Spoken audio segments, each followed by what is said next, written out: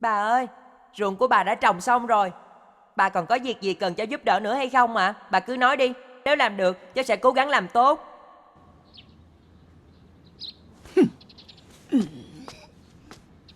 Hả?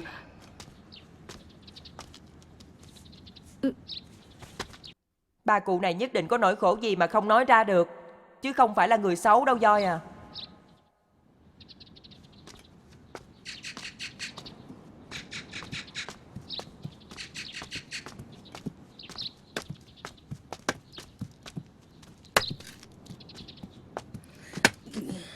Cháu chào bà.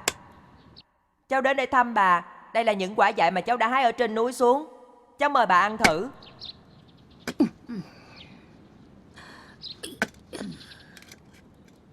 Để cháu giúp bà nha. Bà ơi, bà sống một mình thôi sao? Sau này á, những việc nặng nhọc như vậy bà đừng làm nữa. Cứ cách một vài ngày cháu sẽ lại đến giúp bà chặt củi, đủ để bà dùng trong một thời gian đó. Cháu bao nhiêu tuổi rồi? Dạ 17 à. Sao lại một mình chạy tới vùng đất Lệ Sơn này? Cháu... Ta biết rồi, chúng ta đều là những người mệnh khổ. Bà ơi, thật ra cháu còn có gia đình. Chỉ là bây giờ... Cháu còn có người nhà, không giống ta, chỉ cô đơn lạnh lẽo một mình. Người nhà của bà đâu rồi? Chết rồi, chết hết rồi. Cháu mau đi đi, đừng có ngồi ở chỗ của ta nữa. Bà ơi, cháu có thể... Còn không mau đi. Ta không cần cháu thương hại ta. Ta một mình vẫn sống rất tốt, không cần ai chăm sóc hết. Mẹ, nhà ta có khách à?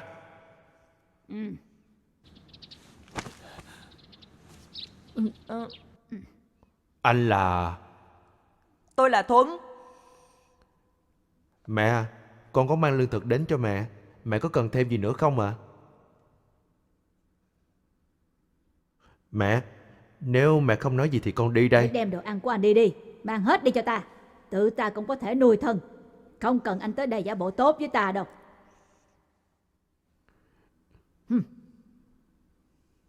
Mẹ, con để đồ ăn ở đây nha.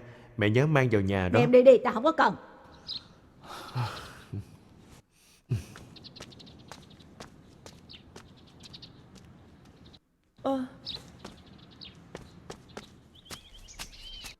Anh ơi, đợi một tí. Ủa, anh bạn trẻ có chuyện gì vậy? Anh chính là con trai của bà cụ sao? Phải. Nhưng vừa nãy bà nói là... Nói người nhà chết hết rồi. Ai, mẹ ta chính là cái tính không tốt này đó. Đừng trách nha cậu bé. Em không sao. Cảm ơn cậu đã giúp mẹ tôi chẻ củi. Chỉ là việc nhẹ mà. Mà anh tại sao mà anh lại không sống cùng với mẹ của mình vậy? Cậu cũng thấy rồi đó, tính cách của bà ấy thật là rất khác người. Phận làm con cái nên bao dung nhẫn nại chăm sóc chứ. Anh bạn trẻ, anh cho rằng tôi bất hiếu đến như vậy hay sao? Không ạ. Nhà ai cũng có nỗi khổ riêng của mình mà. Nhưng mà... Cậu không biết đó, không phải ta muốn xa gia đình, mà là mẹ ta, bà ấy đã đuổi ta ra khỏi nhà. Vì sao vậy? Thì cũng chính là do cái tính khó chịu của bà ấy, cho đến hàng xóm láng giềng đều biết hết. Không ai muốn làm bạn cùng bà ấy. Kết quả là ta đã 30 tuổi rồi, vẫn chưa tìm được vợ. Không phải điều gì khác, mà là mọi người chỉ cần nghe ta là con trai của bà ấy, đều không dám gả con gái cho ta. Nhưng ta không hề trách bà ấy nửa câu. Ngược lại, mẹ ta cứ luôn nói ta là bất hiếu, không chịu cưới vợ sinh con, không để bà ấy hưởng thụ tuổi già. Năm ngoái ta và mẹ cãi nhau, mẹ lập tức đuổi ta ra khỏi nhà, nhưng ta không đi. Kết quả là bà ấy tức giận, một mình bỏ lên Lệ Sơn sinh sống. Ta chỉ còn cách vài ngày lại đến thăm mẹ một lần, gánh nước chẻ củi. Cậu nói ta đã làm sai điều gì? Anh ngàn vạn cái sai, chỉ có cái sai của con cái, không có cái sai của cha mẹ. Hả? Đó chính là đạo hiếu.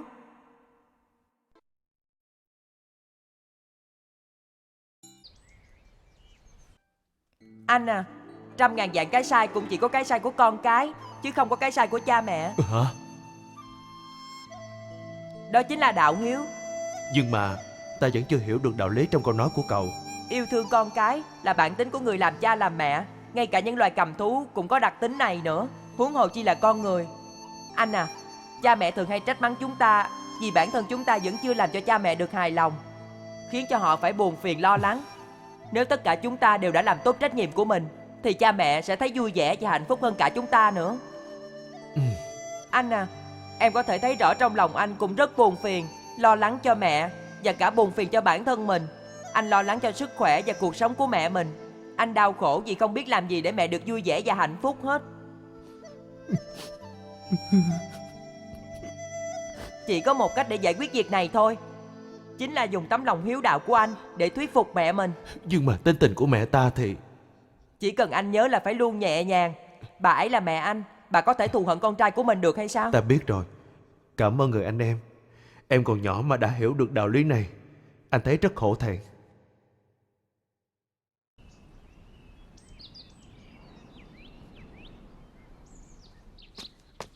Mẹ ơi, con về rồi đây.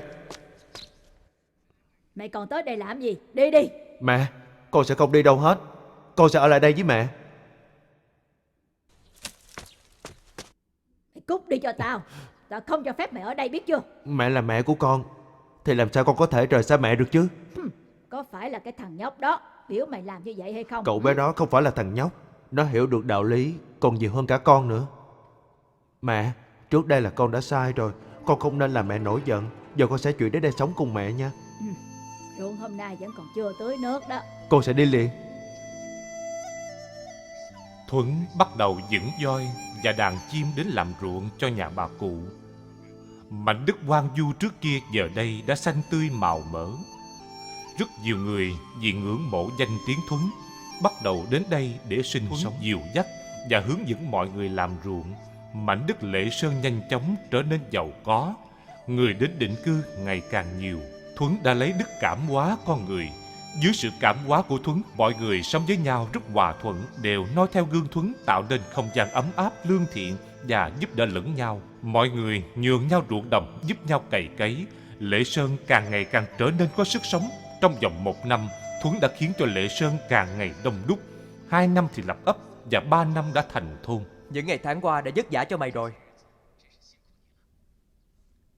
Mày đến đây giúp đỡ mọi người cũng đã gần 1 năm rồi. Nhớ nhà rồi đúng không? Về nhà đi. Về cùng với bầy đàn của mày đi. Cảm ơn về tất cả những gì mày đã làm cho mọi người nha. Mau về nhà đi.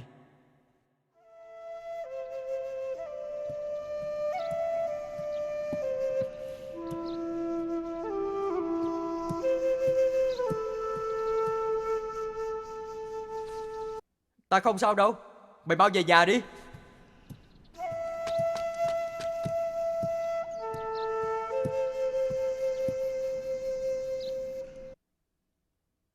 Về với bầy đàn của mày đi nha. Nhớ chăm sóc cho chúng nó đó. Cảm ơn mày.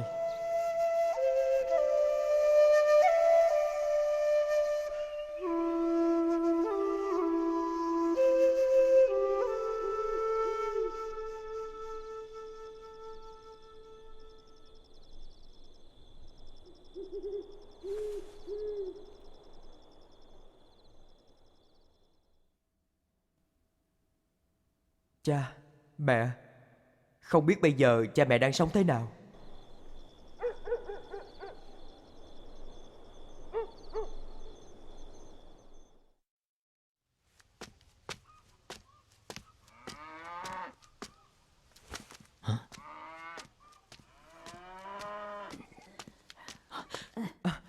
Để cháu giúp bà. Không có sao, không có nặng lắm.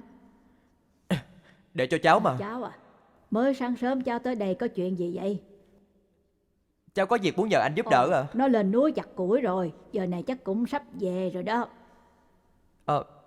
Cháu có chuyện gì vậy? Dạ cháu muốn mượn con bò nhà Cứ bà. dắt đi đi, không có cần đợi nó. Nhưng vẫn không biết là anh có cần dùng nó hay không nữa. Thời gian này không có cần tới bò, cháu cứ dắt đi đi. Dạ, cháu cảm ơn bà nhiều lắm. Chúng ta phải cảm ơn cháu mới phải đó. Bây giờ đã tới lúc thu hoạch, cháu còn dùng bò để làm cái gì? Cháu muốn về Phù Hạ một chuyến, đem một ít lương thực về cho cha mẹ của mình nữa. Cha mẹ cháu vẫn ở Phù Hạ hả? Dạ đúng à. Vậy tại sao cả hai không sống chung với cháu vậy? Cháu không làm tốt đạo hiếu mà một người con phải làm, khiến cha mẹ phải tức giận. Cháu, không thể nào. Cháu đã đối xử với những người già như ta và tất cả những người dân ở Lệ Sơn đây, ta đều thấy rõ. Cháu có thể tốt với chúng ta như vậy thì làm sao có thể làm cha mẹ nổi giận được. Tóm lại là gì, cháu không tốt à? Được rồi cháu đừng có nói nữa, ta tin cháu mà. Sẽ có ngày cha mẹ cháu hiểu ra thôi. Mấy năm gần đây hạn hán liên miên, nhân dân chịu khổ, ta lo lắng lắm. Chỉ tiếc là ta tuổi tác đã cao nên lực bất tòng tâm. Ta biết ngài tới đây để làm gì. Ngài trị vì thiên hạ, quốc gia đã giàu mạnh. Việc quốc gia đại sự đến làm phiền ta. Hứa Do, chúng ta nghe nói ngài là một bậc hiền sĩ, mới không quản ngại đường xa đến đây tìm ngài. Ngài lại... Chim hồng tứ sống ở trong rừng, chỉ cần một cành cây là đã có chỗ để nương thân. Chuột chuỗi ra sông uống nước, uống căng bụng đã thấy hài lòng. Câu nói đó có nghĩa gì, tôi hy vọng Nghiêu Đế hiểu rõ. Các ngài xuống núi đi, tôi không đi với các ngài đâu. Hứa Đô, ngươi thật là... Phương Kỳ, nếu tiên sinh đã không muốn nhóm hồng trần, ta cũng không miễn cưỡng.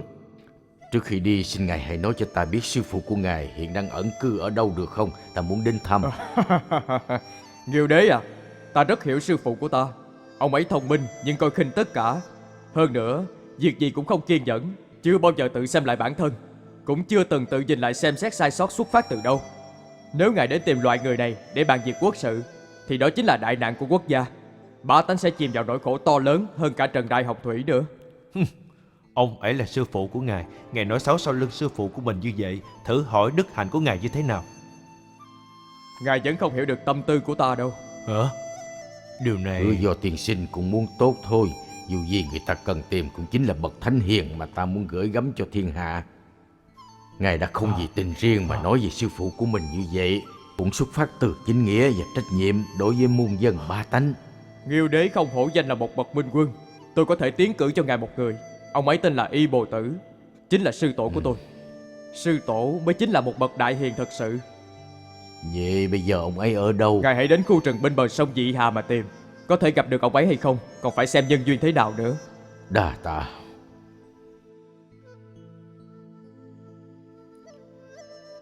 Xin cáo biệt, tôi cũng phải lên đường đi Ngao Du Tứ Hải rồi. Cáo từ. Cáo từ.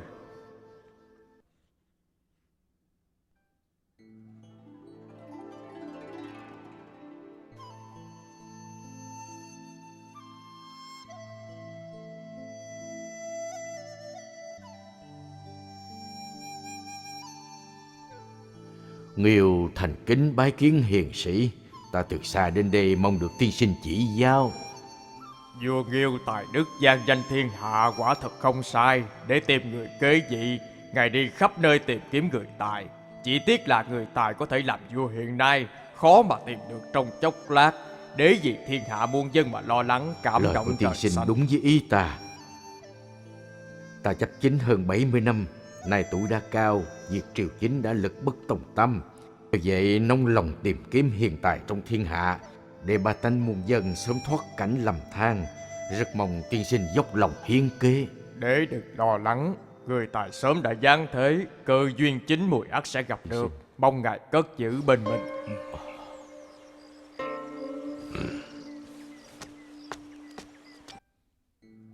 Tiên sinh.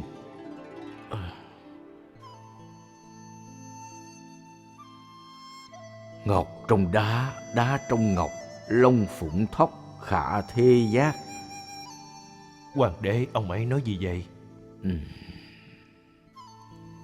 Lão tiên sinh nói người hiện tại đã giáng thế từ lâu. Vậy ông ấy có nói tìm ở đâu không? Sao Thuấn lại trở về vậy? Không phải nó bị đuổi ra khỏi nhà rồi sao? Vì sự ra đi của Thuấn nên nhà cổ tẩu đã mất đi người làm việc đồng áng. Cộng thêm mấy năm nay hạn hán không dứt nên luôn mất mùa, tình cảnh rất khó khăn. Sau khi biết được tình cảnh của cha, Thuấn đã chủ động mang một số lượng lớn lương thực về nhà và hy vọng có thể ở lại nhà để phụng dưỡng cha mẹ. Sao Thuấn lại trở về vậy? Không phải là nó bị đuổi ra khỏi nhà rồi sao? Cũng đều do bà mẹ kế gây ra cả thôi. Thuấn đúng là một đứa con ngoan. Đúng vậy, Từ lúc nhỏ tôi đã nhìn thấy nó trưởng thành từng ngày, chịu cực chịu khổ.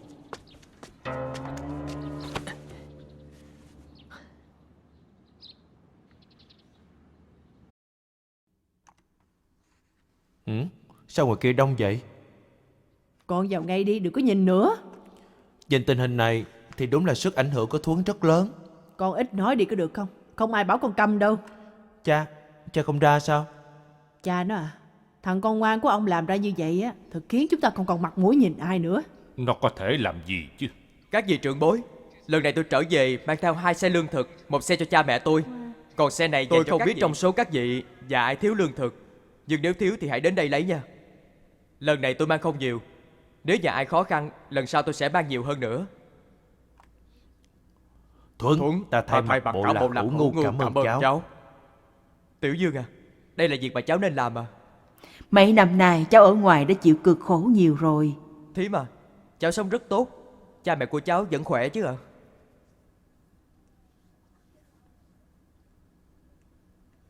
Cháu này, về gặp cha cháu một lát đi. Cháu đi vào đi.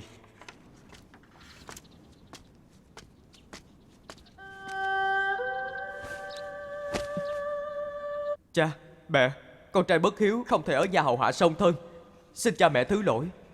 Lần này con nghe nói bộ lạc của chúng ta gặp nạn, liền lập tức trở về đây. Con đem lương thực về cho cha mẹ để ở trong sân nhà mình ạ. Cha mày không muốn gặp mày nữa, mày đi đi. Cô Tẩu phải làm sao vậy chứ? Thật không ra gì. Có đứa con như vậy là phúc phần của ông ta, sao lại không biết trân trọng chứ? Cổ Tẩu chuyện gì cũng nghe theo lời nhâm nữ. Hôm nay nếu ông cho nó bước chân vào cái nhà này, thì sau này ông còn mặt mũi nào để nhìn mọi người trong bộ lạc nữa đây? Ông đã đuổi nó ra khỏi nhà, bây giờ nó trở về báo ơn. Nó đúng là đang ép ông mà. Bề ngoài thì nó nhận lỗi, thực ra là nó đang ép ông nhận lỗi, ép ông xin lỗi nó đó. Đúng rồi. Cha, mẹ, con biết cha mẹ vẫn còn giận con, nhưng con mong cha mẹ giữ gìn sức khỏe, đừng vì tội lỗi của con mà ảnh hưởng tới sức khỏe. Mày cút đi cho tao. Tao không muốn gặp đứa nghịch tử như mày nữa. Cha ơi. Cút đi. Đem luôn đồ của mày đi đi. Tao không cần. Cha, để đồ lại đi mà.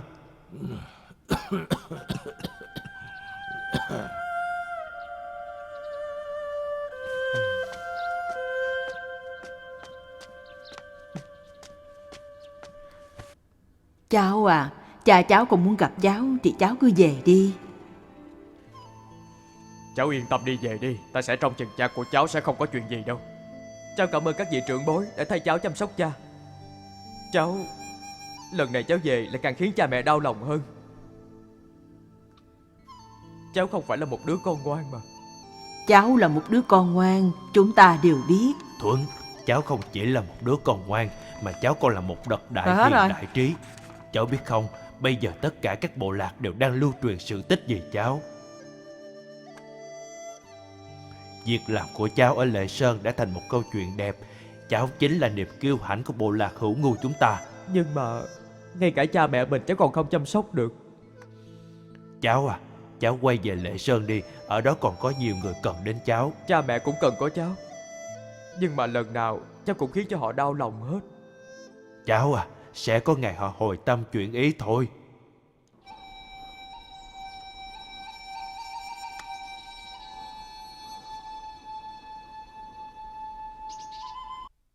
Ngọc trong đá, đá trong ngọc, long phụng thóc, khả thê giác. Có ai biết được sự ảo diệu trong này không? Mặc dù các ngươi đã tiến cử rất nhiều hiền sĩ, nhưng không có một người nào phù hợp cả. Ta phải mưu phúc cho muôn dân bá tánh, không thể đùa được. Hoàng đế, xin ngài hãy cho chúng thần biết nguyên tắc chọn người hiền. Ta đã tại vị 70 năm rồi. Mấy năm gần đây kinh nghiệm cho ta thấy có một vài loại người tuyệt đối không thể dùng. Một là người kể công không thể dùng. Đa số những việc lớn trong thiên hạ cuối cùng đều phải được làm bởi những người thiện trí đa mưu. Điều này không thể phủ nhận, nhưng ai dám đảm bảo thiên hạ sẽ không có đại họa. Có một người nắm quyền thích kể công, nếu lỡ xảy ra việc gì thì sẽ quy trách nhiệm gì cho ai. Thứ hai là người nịnh hót a vua không thể dùng. Loại người này luôn miệng nói những lời tốt đẹp, Nói chuyện nhìn sắc mặt, nịnh hót lấy lòng người là lũ hôn quân, đóng vai minh quân. Loại người này đầu cơ trục lợi chắc chắn sẽ không làm nên đại sự, chỉ có thể làm vật trang trí. Thứ ba chính là phải kiên trì tuyển chọn những người hiền khắp thiên hạ. Một người nói tốt chưa chắc đã tốt, bá tánh chấp nhận mới đúng là cao nhân. Các ngươi hiểu rõ chưa? Hoàng đế, thần biết có một người, cậu ta chính là người hiền được bá tánh chấp nhận. Cậu ta tên gì? Cậu ấy tên Thuấn.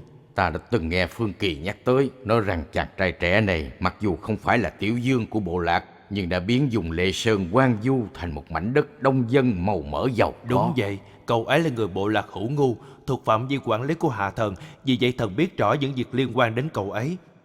Cha của Thuấn là Cổ Tẩu, sau khi bị mù mắt trở nên hồ đồ ngu xuẩn. Mẹ kế là Nhâm Nữ tàn bạo độc ác, em trai là Tượng ngu si ngạo mạn. Từ nhỏ Thuấn đã lớn lên trong một môi trường như thế. Mặc dù mẹ kế hà khắc ngược đãi cậu ấy, nhưng cậu ấy chưa bao giờ hỗn láo với mẹ kế một câu nào. Ngược lại, cậu ấy còn xem mẹ kế với mẹ ruột, lấy tấm lòng hiếu đạo của mình để cảm hóa người nhà. Mặc dù cả nhà luôn muốn hãm hại cậu ta, cậu ấy vẫn không hề thay lòng. Tốt. Sau khi cậu ấy bị cha đuổi ra khỏi nhà đã đến Lệ Sơn, kết quả là đức hạnh của cậu ấy đã khiến cho mọi người đến đó an cư lạc nghiệp. Dùng đất Lệ Sơn hoang vu đã đông đúc chỉ trong 1 năm, 2 năm thành ấp, 3 năm lập thôn. Ta muốn đến gặp chàng trai trẻ này. Thần sẽ lập tức cho người triệu kiến. Thôi không cần đâu.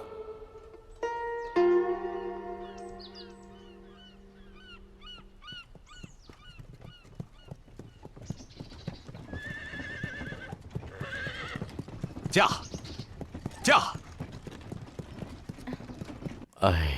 Thiên tài không ngớt là do tài đức của ta mỏng, không thể đảm nhiệm trọng trách quốc gia. Đây là sự trừng phạt mà ông trời đã dành cho ta. Cha đừng nói như vậy mà. Những điều ta nhìn thấy trên đường đi đều là ruộng vườn hoang vu, dân cư thưa thớt, đều là lỗi của ta. Cha nhìn kìa.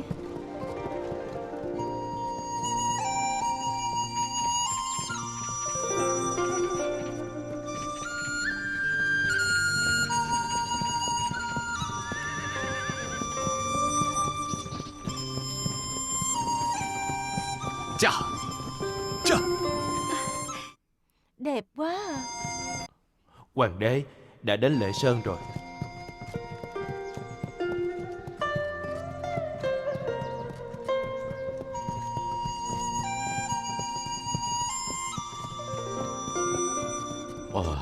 Nếu cả thiên hạ đều được như vậy, ta có thể yên tâm để an dưỡng tuổi già rồi.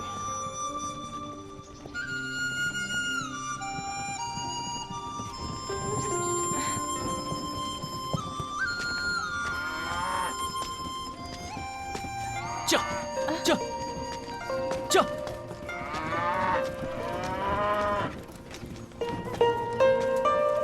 Cha, cha, cha. Cha ơi, cha nhìn kìa. Cha, cha, cha, cha. Dừng lại.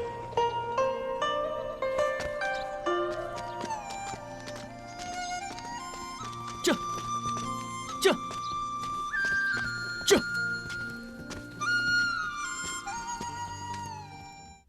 Các ngươi nhìn xem vì sao cậu ấy không đánh trâu vậy?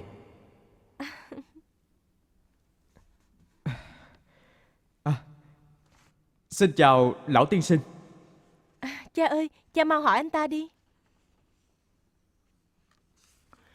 Chàng trai trẻ, theo lẽ thường rồi thì để đánh trâu đi chậm, sao ngươi lại không đánh trâu mà lại đánh vào thân cây đậu vậy? Lão tiên sinh, ngài xem, cả một mảnh ruộng lớn như thế đều phải nhờ vào chúng nó để cày cấy. Lương thực được đổi lại bởi mồ hôi và máu của chúng đó, cho cơm ăn áo mặc. Sao tôi có thể tùy tiện đánh nó chỉ vì nó chậm được chứ? Ngươi không nỡ đánh nó sao? Dạ.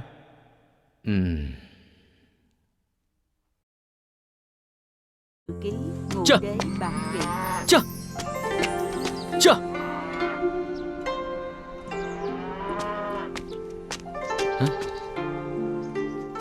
Xin chào lão tiên sinh. Chàng trai trẻ, theo lẽ thường rồi thì để đánh trâu đi chậm, sao ngươi không đánh trâu mà lại đánh vào thân cây? Lão tiên sinh, ông xem, Cả một mảnh ruộng rộng lớn như thế đều phải nhờ vào chúng nó để cày cấy. Lương thực được đổi lại bởi mồ hôi và máu của chúng nó. Cho cơm ăn áo mặc, sao tôi có thể tùy tiện đánh nó chỉ vì nó chậm được Ngươi chứ? không thể đánh nó sao? Dạ. Nhưng ngươi chỉ đánh thân cây, con trâu nó có hiểu không?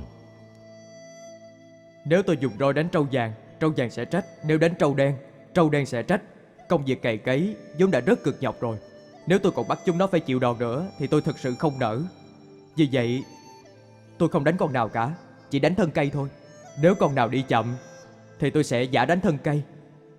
Trâu vàng cho rằng tôi đang đánh trâu đen lại tưởng rằng tôi đang đánh trâu vàng. Kết quả là trâu đen trâu vàng đều không bị đánh, nhưng đều sợ bị đánh. Thì cả hai con sẽ hợp lực đi về phía trước. Như vậy vừa tốt vừa nhanh hơn rồi. Tôi đánh thân cây đã có thể có kết quả như đánh con trâu, thì còn cần gì phải đánh con trâu nữa chứ? Lão tiên sinh, ông nói xem có đúng không? Tốt. Nè, chàng trai trẻ, đây là cái gì?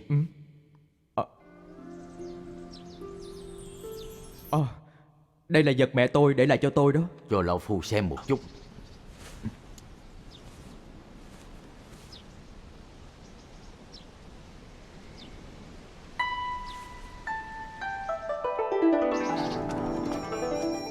Ngọc trong đá, đá trong ngọc, long phụng thóc khả thê giác.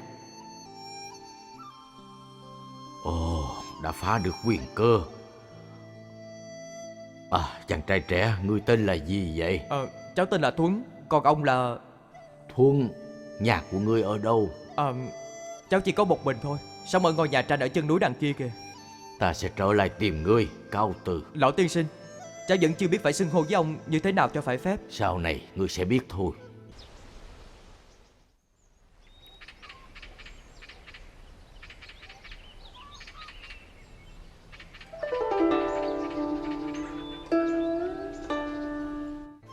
Ngươi thấy thế nào? Từ việc cậu ấy đối xử với con trâu cho thấy rõ Thuấn là một người thấu tình đạt lý. Tấm lòng nhân ái của cậu ta khiến cho người khác khó mà bị kịp. Cậu ấy đối với trâu đã từ bi như vậy, nếu chấp chính chắc chắn sẽ yêu dân như con. Đúng vậy. Cha ơi, con và em đã đến rồi ạ. Phương Kỳ, ngươi đi chuẩn bị một chút đi, sáng sớm mai chúng ta sẽ đi. Dạ. Các con vào đi. Cha ơi, cha tìm chúng con có việc gì cần dặn dò? Các con thấy chàng thanh niên tên Thuấn đó như thế nào? Hãy nói thật ta nghe. Người này nói năng đúng mực, hành động có phương pháp. Hơn nữa, thái độ mà chàng đối xử với con trâu có thể nói là một người có tấm lòng nhân ái. Mặc dù thể trạng của chàng mạnh khỏe, chỉ là một người nông dân, nhưng không hề toát vẻ phàm phu tục tử. Hơn nữa, Cứ nói tiếp đi. con và chị đều đứng trước mặt chàng lâu như vậy, chàng đều không để ý gì đến chúng con hết. Nếu là những thanh niên bình thường thì mặc dù miệng không dám nói gì, nhưng đôi mắt không thật thà chút nào hết. Con thấy chàng Thuấn này thực hành được điều phi lễ không nhìn. Có lẽ chàng là người hiểu phép tắc, hiểu đại cục. Nói rất hay. Cả chị và con đều có thể thấy được cha rất thích chàng trai này. Đúng là ta rất thích chàng trai này. Vì vậy ta định gả hai con cho cậu ấy. Con gái phải nghe theo sắp xếp của cha Tốt, mẹ. vậy thì ta sẽ sắp xếp việc này cho các con. Ta thấy Thuấn là một chàng trai hiếm có. Cậu ấy hiểu được nhân ái, lễ nghĩa, hơn nữa lại rất hiếu thuận. Dựa vào đức hạnh đã khiến cho mảnh đất Lệ Sơn vốn hoang vu này trở thành một vùng đất giàu có màu mỡ. Các con lấy cậu ấy sẽ được hạnh phúc, ta cũng yên tâm hơn. Đó là điều thứ nhất. Thứ hai là ta cũng muốn thử thách năng lực tề gia của chàng trai trẻ này xem sao. Nếu ngay cả việc trong nhà cũng không xử lý được thì làm sao có thể trị quốc. Chúng con hiểu rồi ạ.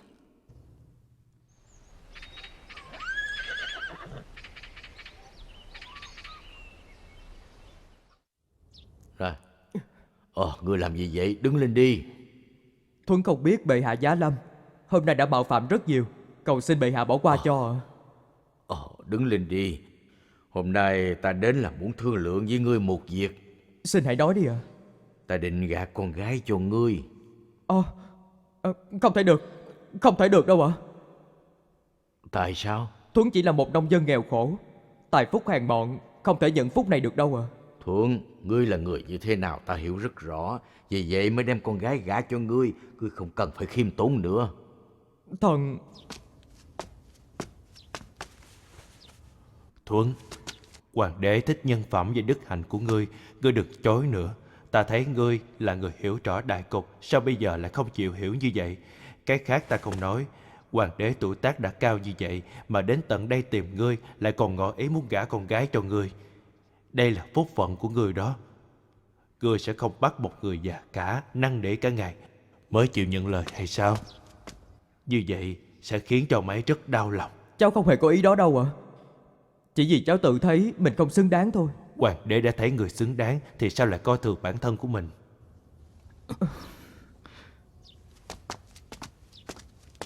Nghĩ kỹ chưa?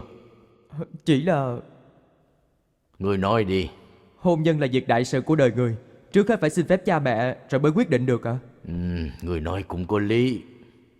Bệ hạ, thần không biết cha mẹ thần có đồng ý không nữa. Thuấn à, trước khi gặp ngươi, Tiểu Dương Tứ Ngục đã bẩm báo cho ta rõ về tình hình gia cảnh của ngươi. Hành động và tấm lòng hiếu thảo của ngươi khiến ta cảm Nếu động. không xin phép cha mẹ trước mà đã tự mình cưới vợ, đó là bất hiếu. Hơn nữa, thần vốn đã rất bất hiếu khiến cha mẹ đau lòng rồi. Thần sợ nếu làm thế thì sau này sẽ khiến cha mẹ càng đau lòng hơn nữa, thưa bệ hạ. Chúng ta hiểu rất rõ nhâm nữ mẹ kế của ngươi. Sự sằng bậy và độc ác của bà ta chúng ta đều đã nghe nói đến.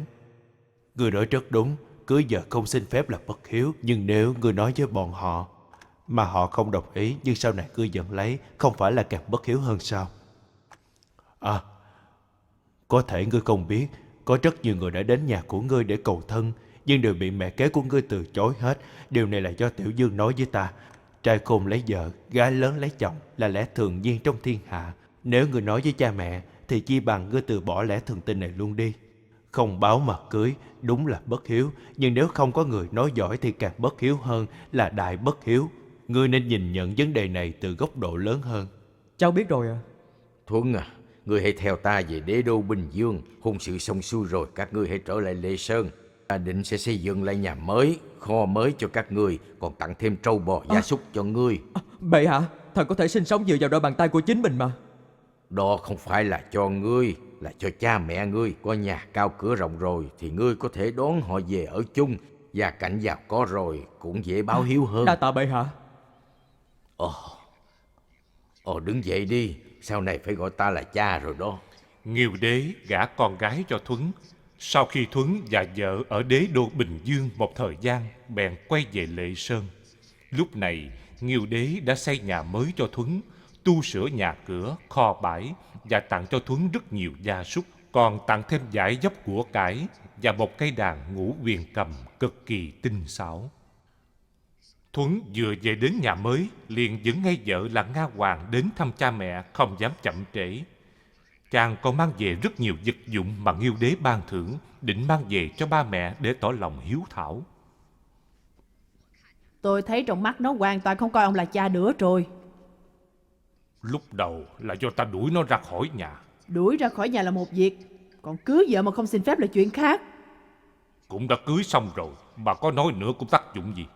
Nếu như Tiểu Dương không nói với chúng ta thì đến giờ chúng ta vẫn không biết đã xảy ra chuyện gì. Trước đây bà đã từ chối rất nhiều hôn sự của Thuấn rồi. Giờ nó đã cưới vợ, bà tức giận cái gì nữa? Tôi cảm thấy rất tức giận vì nó không xem chúng ta là cha mẹ của nó. Ông nói coi có phải như vậy không? Nó luôn miệng bảo sợ làm cho chúng ta nổi giận và đau lòng. Nhưng ông nhìn xem, những việc nó đã làm đi, không có việc nào là không khiến chúng ta không đau lòng hết. Nếu nó thật sự xem chúng ta là cha mẹ của nó thì cưới vợ là một việc lớn như vậy mà nó có thể không thương gửi chúng ta tiếng nào hay sao chứ? Làm cha như ông cũng thật là nhu nhược quá đó. Có nhu nhược ra sao thì ta cũng là cha của nó. Nó chịu nhận ông thì mới đúng là như vậy. Nếu nó không nhận ông thì ông làm được cái gì đây? Nó dám à? Cha, mẹ, con về rồi đây. Cha, mẹ.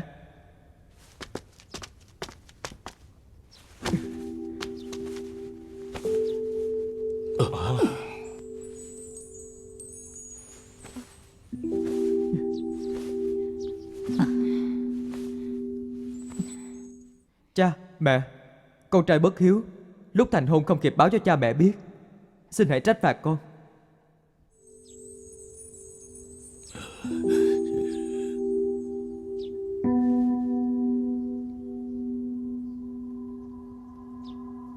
Con dâu Nga Hoàng xin bái kiến cha mẹ. Cầu xin cha mẹ tha lỗi và thông cảm cho nỗi khổ của Thuấn. Lúc đó là vì ngày giờ sinh của Nga Hoàng phải lập tức thành thân, nếu để quá ngày thì theo bản mệnh của Nga Hoàng lại phải đợi thêm 1 năm nữa mới được kết hôn. Vì vậy không kịp để đến xin phép cha mẹ. Việc này hoàn toàn là do lỗi của con, xin cha mẹ trách phạt. Đứng dậy cả đi. Các con đã ăn cơm chưa? Cha, trên đường đi chúng con đã ăn rồi, bây giờ không đói ạ. Được rồi. Cha, mẹ, con có đem ít đồ gì cho cha mẹ dùng? Ta không cần. Con về là tốt rồi, không cần đồ đạc gì nữa. Bà nó bà hãy đi kêu Tượng về đây. Cả nhà chúng ta ăn bữa cơm đoàn viên. Làm sao tôi biết nó chạy đi chơi ở chỗ nào mà gọi đây? Để con đi cho. Con ở lại đó, cha có chuyện muốn nói với con. Bà còn không mau đi đi.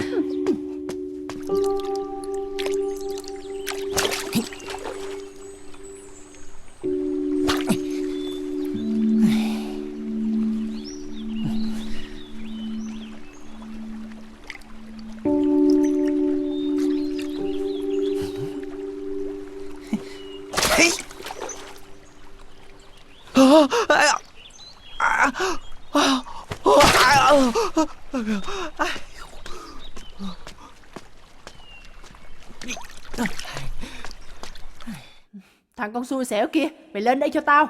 Dội gì chứ? Mau theo mẹ về nhà đi. Chân của con. Đã là lúc nào rồi mà vẫn còn ham chơi. Lúc nào mà không thể chơi chứ? Thuấn nó trở về rồi, bây giờ cha của con... Mau đi theo mẹ đi. Sao vậy? Vợ của anh con đẹp lắm hả mẹ? Mẹ nói cho con biết, không biết lần này cho con uống nhầm phải thuốc gì, nên đã thay đổi thái độ với Thuấn rồi. Liên quan gì đến con? Con đúng là một đứa xui xẻo. Con đã lớn như vậy rồi mà. Con đang nghĩ cái gì vậy hả? Mẹ không vừa lòng với anh Thuấn sao lại mắng con? Sao con lại ngốc quá vậy? Đúng là mẹ sinh con ra mà. Nếu cha con đứng về phía Thuấn á, đợi xem sau này con sẽ thế nào đây. Thuấn à, trước đây con đã làm gì? Giờ cha không nói đến chuyện cũ nữa. Từ nay về sau không được chọc giận cha nữa. Tuổi tác của ta bây giờ không chịu nổi nữa đâu. Cha ơi, con sẽ không bao giờ làm cha giận nữa đâu ạ. Còn nữa, con phải sống thật tốt, đối xử tốt với Nga Hoàng. Cha, điều này thì cha yên tâm, chàng rất tốt với con. Vậy thì tốt.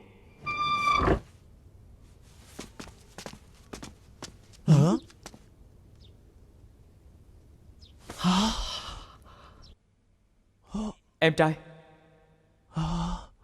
Em trai.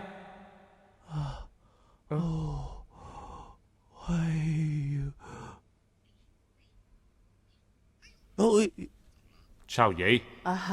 Không có gì. Cha, mẹ, lần này con trở về là muốn đón cha mẹ đến ở với con. Cha mẹ cứ đến đó ở một thời gian đi ạ. Nếu cảm thấy thoải mái thì sống luôn ở đó cũng được. Còn nếu thấy không quen thì con sẽ đưa cha mẹ về lại đây. Điều này... đi, đều đi cả, con cũng đi.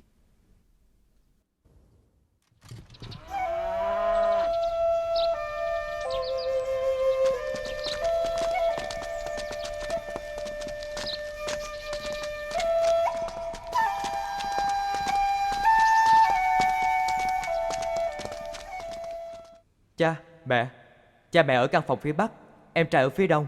Con và Nga Hoàng sẽ ở phòng phía Tây.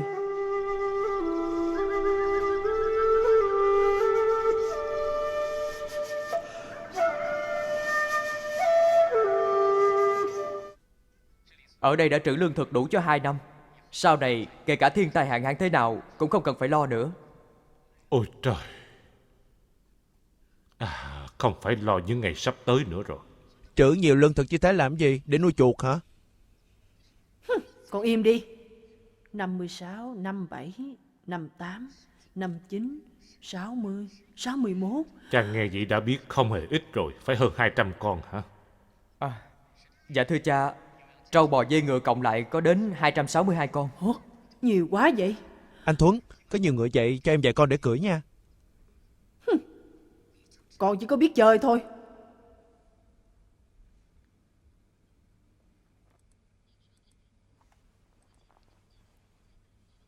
Đôi đó thiếp làm cho cha.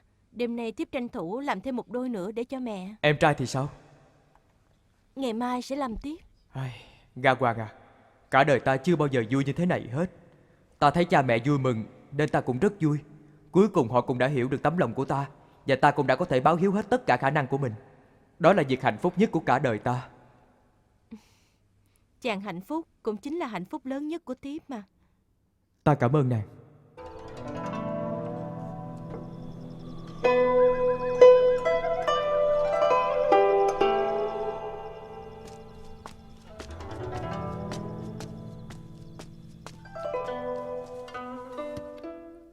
Bà nó à, nếu chúng ta có cháu để bồng thì nên đặt tên nó là gì đây? Ông đặt đi. Tôi cũng không biết nữa. Nghĩ lại thì cái tên Thuấn cũng là do mẹ của nó đặt cho nó mà. Con trai của chúng ta không phải là do ông đặt tên hay sao? Tượng, ông có nhớ không? Cái tên này vẫn chưa hay lắm. Tượng đúng là voi. Đầu óc chậm chạp, suốt ngày chỉ biết ham chơi. Đã lớn tướng vậy rồi mà vẫn như một đứa con nít. Vậy sao? Không phải là bà cũng thường nói vậy sao?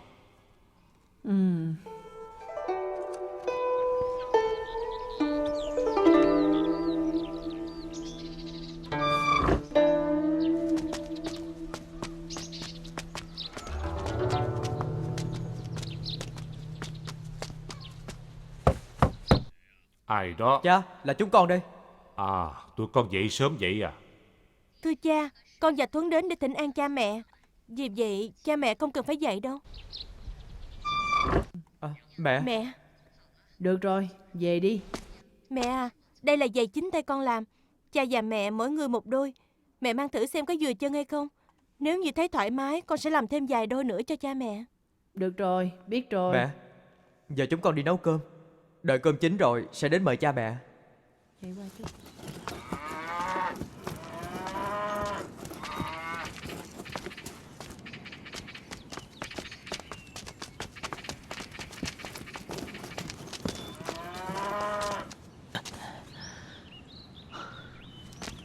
Cha, lần này tận mắt chứng kiến cha yên tâm rồi chứ.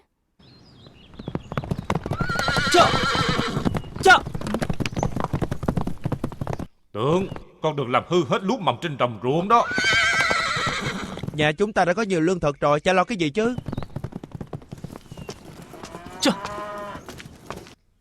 Đứa con trai nhỏ này của ta không bao giờ chịu trưởng thành hết.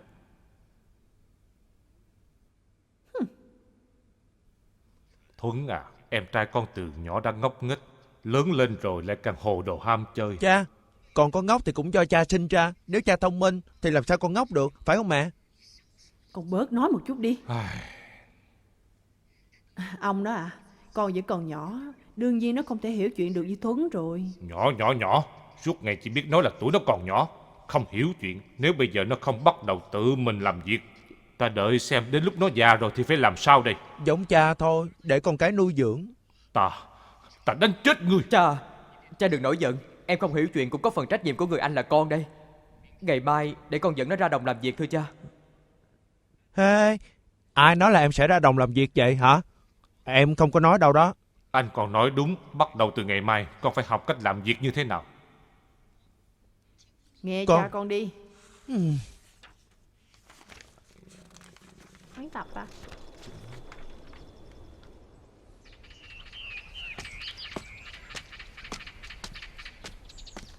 Em ơi, em ơi.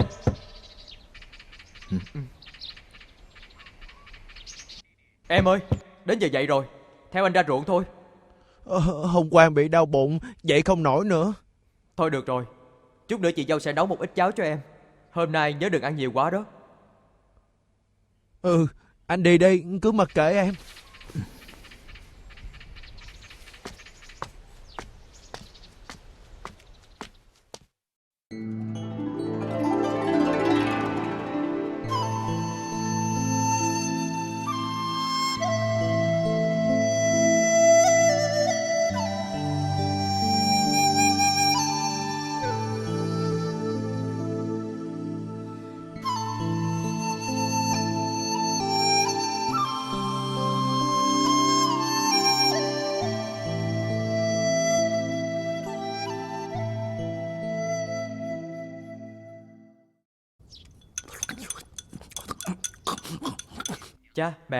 cha mẹ nếm thử món này đi. Được rồi, con cũng ăn đi.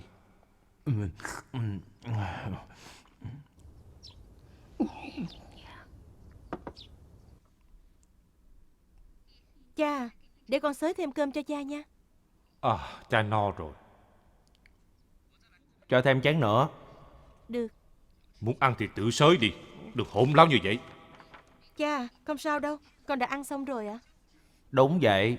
Mày vẫn còn đắc ý vậy hả? Cứ ngồi vào bàn ăn là nghe tiếng của mày to nhất. Ăn giống y như con heo vậy, không biết xấu hổ hả? Thì sao chứ? Trước đây con cũng đều ăn như vậy mà. Trước đây là trước đây, bây giờ là bây giờ. Sau này nếu mày vẫn như vậy thì đừng ngồi vào bàn ăn cơm nữa. Ông nói ít chút không được hay sao? Nó đã ăn như vậy 20 mấy năm rồi. Giờ ông muốn nó thay đổi thì cũng phải cho nó chút thời gian đi chứ. Đúng vậy thưa cha. Cha cứ để cho em con từ từ thay đổi. Không ai được nói gì nữa hết. Sau này không được ai nói thay cho nó nữa. Càng nói đỡ thì nó càng tệ hơn.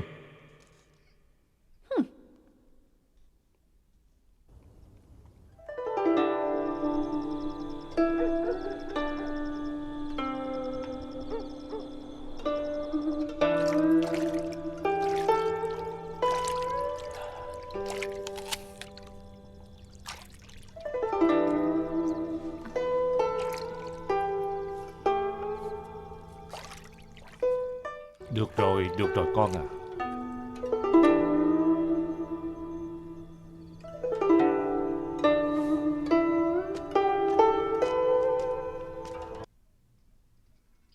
Cha, mời cha ăn trái cây. Các con về phòng nghỉ ngơi đi. Cha mẹ cũng nghỉ sớm đi ạ.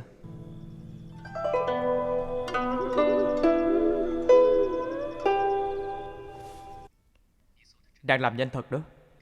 Thiếp tranh thủ trước khi trời trở lạnh may cho cha mẹ vài bộ đồ để mặc. Thời tiết có thay đổi ngay cũng không phải lo họ bị nhiễm lạnh. Cảm ơn nàng.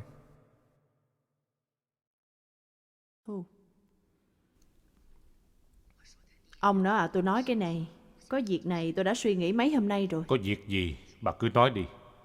Ông cảm thấy chúng ta sống ở đây có phù hợp hay không hả? Có gì mà hợp chứ không hợp chứ. Thuấn là con trai của ta. Ta sống với con trai là lẽ đương nhiên rồi. Đúng là như vậy thật. Nhưng mà Có gì bà cứ nói thẳng ra đi. tôi thì lại thấy giờ Thuấn đã có gia đình rồi. Vợ nó lại là con gái của Nghiêu Đế. Chúng ta cứ ở đây ăn không ngồi rồi như vậy, người ta không đạp tiếu gì hay sao? Con trai ta phụng dưỡng ta, người ta có thể nói được gì chứ? Có phải bà nghe được điều gì rồi không? Thôi bỏ đi. Đi ngủ đi.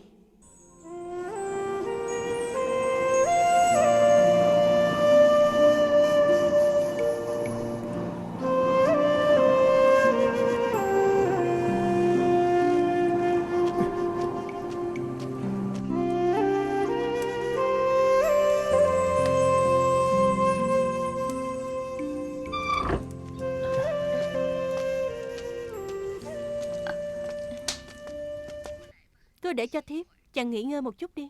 Không sao. Ta còn phải ra ngoài lấy bình dưa muối nữa.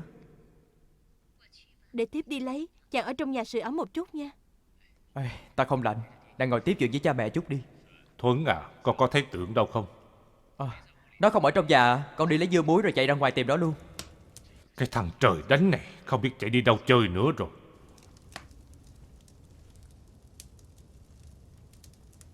Cha yên tâm đi. Con sẽ chạy đi tìm em về ngay. Có phải là nó lên núi chặt củi rồi không? Nó mà chặt củi hả? Có dở đê rồi cũng không chịu chạy.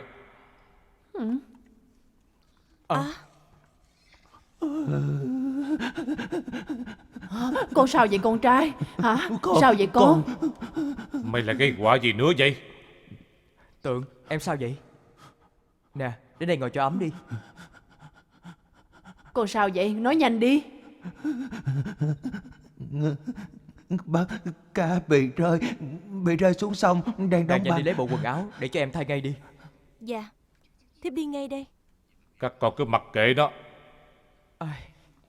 Cha bớt giận đã.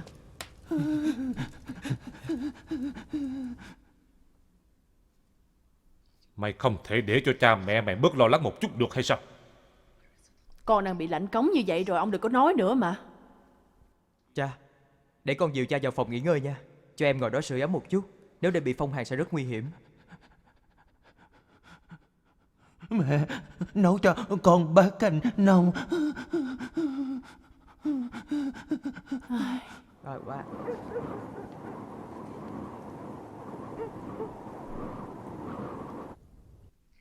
Ông đó à? Ông à? Ông à? Có chuyện gì? Tôi muốn bàn với ông một việc. Bà nói đi. Tượng nhà chúng ta tuổi không còn nhỏ nữa. Đã đến lúc thành gia lập thất rồi. Nói như vậy thì làm sao mà thành gia lập thất được? Ông nghe tôi nói hết đã. Tôi thấy là vì bây giờ chủ yếu là sống cùng với Thuấn. Mọi chuyện trong nhà Thuấn đều đã làm hết rồi. Vì vậy cả ngày Tượng không có việc gì để làm. Sao bà lại có thể nói như vậy chứ? Tôi không tin là con trai của tôi kém cỏi đến như vậy. Được rồi, bắt đầu từ ngày mai bà hãy bảo nó chăm chỉ làm việc, vừa có thể gánh vác giúp công việc cho anh nó. Tốt quá, tôi cũng đang định như vậy đó. Được rồi. Tôi định là mùa xuân sang năm sẽ để Tượng bắt đầu làm nông. Nhưng mà Lại có việc gì nữa? chúng ta không có ruộng. Bây giờ sống cùng với Thuấn, nó đã là người có gia đình rồi. Đúng là có rất nhiều điều bất tiện. Hơn nữa sau này Tượng cũng phải lập gia đình. Hay là chúng ta tách riêng với Thuấn đi. Bảo nó chia cho chúng ta một nửa phần ruộng đất và gia súc. Để sau này... Im đi, bà đừng nói nữa. Nói tới nói lui thì bà cũng chỉ muốn chia của cải mà thôi. Không phải, tôi chỉ muốn Tượng được rèn luyện thêm thôi mà. Cho nó rèn luyện cũng được. Cho nó bộ nông cụ, bảo nó đi khai hoang một vùng đi. Bây giờ ruộng đất gia súc trong nhà đều là do Thuấn khổ cực tích góp bao lâu nay. Được rồi, tôi chỉ là đang bàn bạc với ông thôi. Tóm lại một câu, tuổi tác của Tượng không còn nhỏ nữa. Nó phải lập gia đình rồi. Chẳng lẽ sau khi nó lập gia đình rồi vẫn phải ở chung với Thuấn hay sao? Để nó cưới vợ xong rồi hãy tính.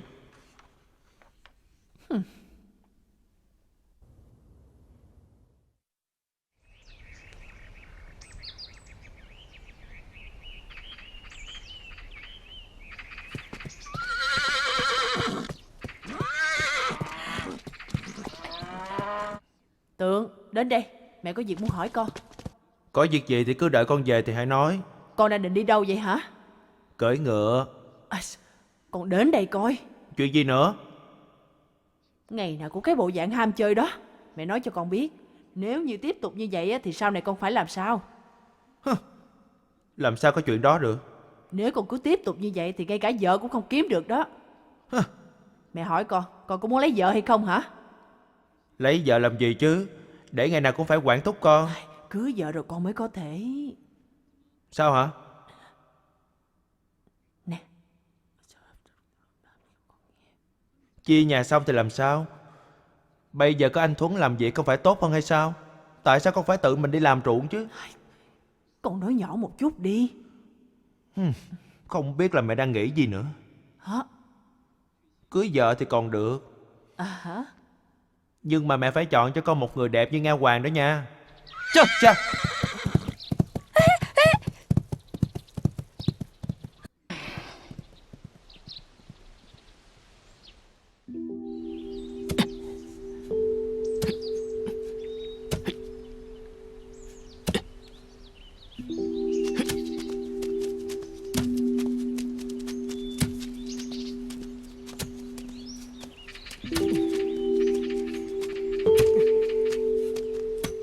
Anh Thuấn à, ăn cơm thôi. Được rồi.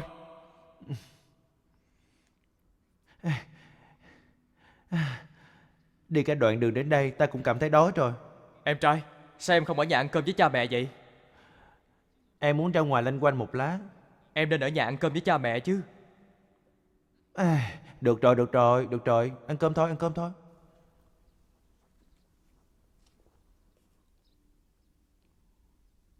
Tượng đâu rồi? Đi đưa cơm cho Thuấn rồi. Đưa cơm hả? Ta thấy là nó chỉ muốn chạy ra đường thôi. Ngày nào cũng vậy. Trong cái nhà này có lúc nào nghe thấy tiếng nó đâu. Bây giờ đến ăn cơm cũng không ăn ở nhà nữa.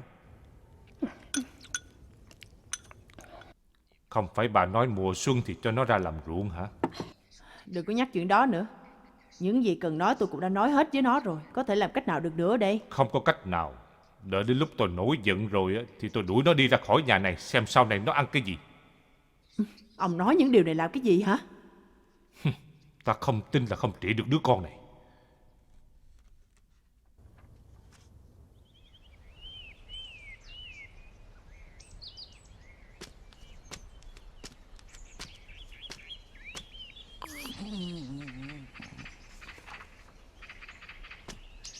Tường,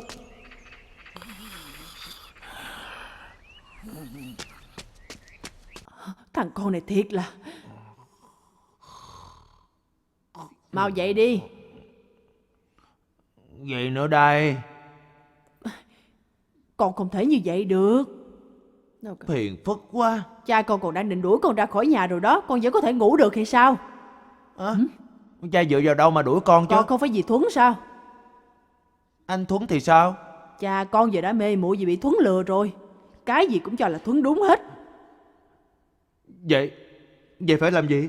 Mẹ Phải nghĩ ra cách gì đó. Mẹ nói đi, có cách gì không? Con trai, mẹ làm như vậy đều là vì muốn tốt cho con. Mẹ nói cho con nghe. Hả? Không được tiết lộ cho ai đó. Nhớ kỹ. Chỉ có hai chúng ta biết thôi.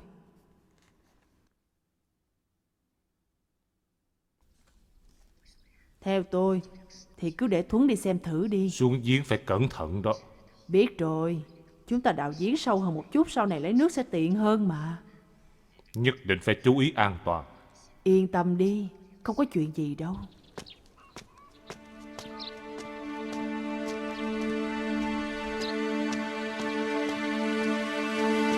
Mẹ, Cái giếng phía sau nhà chúng ta năm nay không có nước.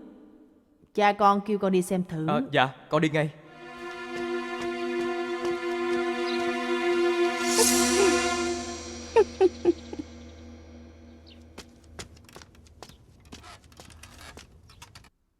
Sao chàng lại quay về? Mẹ bảo ta đi tìm cái giếng khô ở sau nhà.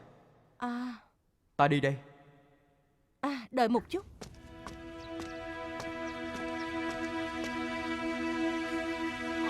Đây là cái gì vậy? Đây là chiếc áo nông công có thể tránh nước đó chàng ạ. Không sao, có bậc thang mà. Ta xuống đó xem thử. Hễ đào được nước thì sẽ nhanh chóng trèo lên thôi. Chàng hãy mặc vào đi.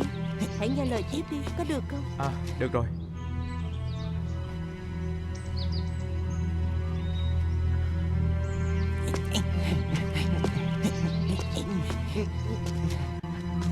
Mẹ, xem có được không? Con đặt xuống nhanh Mẹ, đi. em trai. Hả? Ờ, Ây da, Cố chịu đi. Sao vậy hả? Không sao, không sao.